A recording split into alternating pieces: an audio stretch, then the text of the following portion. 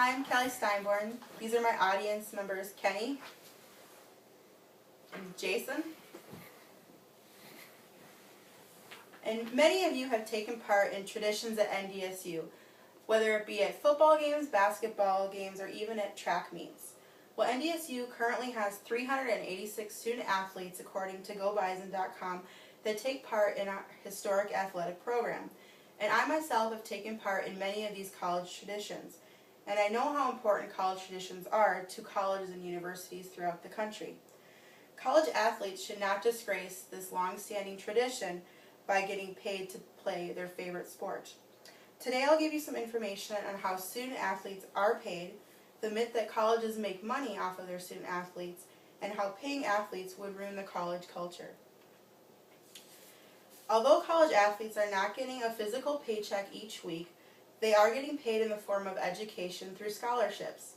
And education should be the first and foremost thing on their mind. According to an article I read in the New York Times up front, Bob Williams of the NCAA states that paying college athletes would shift their focus away from getting an education and gaining skills for life after college. Some people may disagree with this, saying that education is not a form of payment. But the fact is that most college athletes are given full scholarships to pay for their tuition, room and board, and even their books. In an article by Raymond Schneider, he states that student athletes do receive adequate payments in the form of scholarships. And depending on what school you attend, the amount that colleges and universities invest in their college athletes can easily add up to $200,000 throughout their career. The free education that these players receive in exchange for their athletic ability helps them start a career in something other than sports after college. Because let's face it, most college athletes are not going to turn to professionals after their college career. An article in U.S. News and World Report states that less than 2% of all college athletes will turn professional. In a recent NCAA study, it even found that approximately 255 Division I football players get drafted each year to the pros.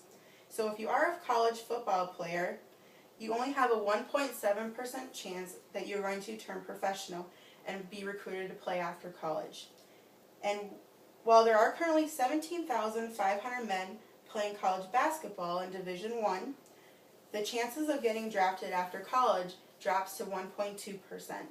And the numbers only go down from there for women's sports, where in women's basketball, less than 1% of all women college basketball players get drafted after school.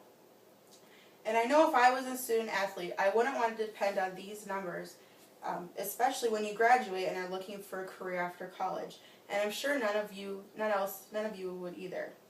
That's why student athletes need to realize that the education they are getting for free is going to be extremely valuable for them down the road. And even though student athletes do get a free education, a lot of people say it's not enough because university and colleges are making millions off of them. In reality, this is a myth. The fact is that most colleges and universities lose money on their athletic programs each year, but a lot of people don't think that this is true. Most people who watch college sports see football teams like Ohio State, Alabama, and even the University of Michigan selling close to 100,000 tickets per game. And according to an article Deep in the Pocket, Russell Adam reports that ticket prices can range anywhere from $30 to $80 per ticket.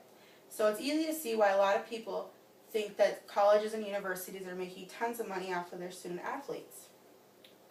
According to the NCAA Revenue and Expense Report, these ticket sales only make up 23% of the revenue in the athletics department.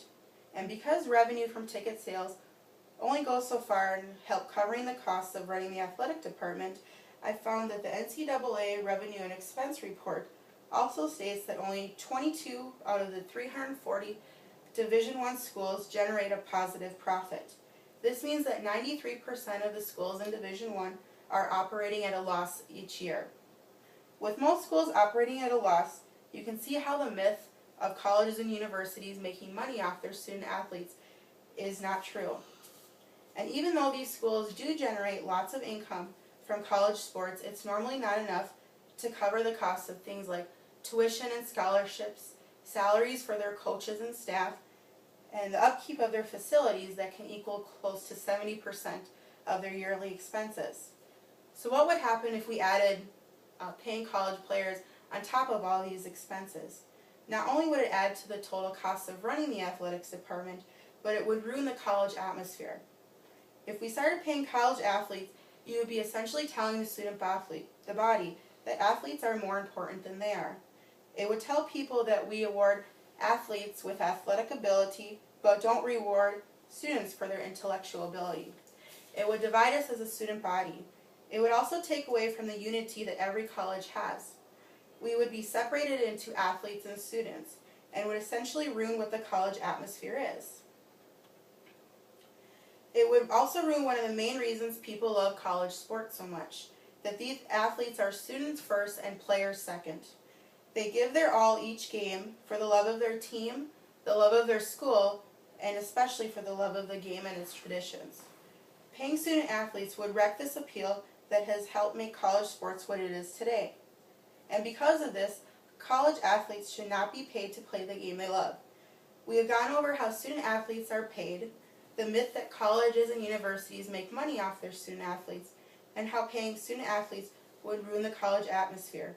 So let's hope NDSU and other colleges and universities don't become professional sports organizations.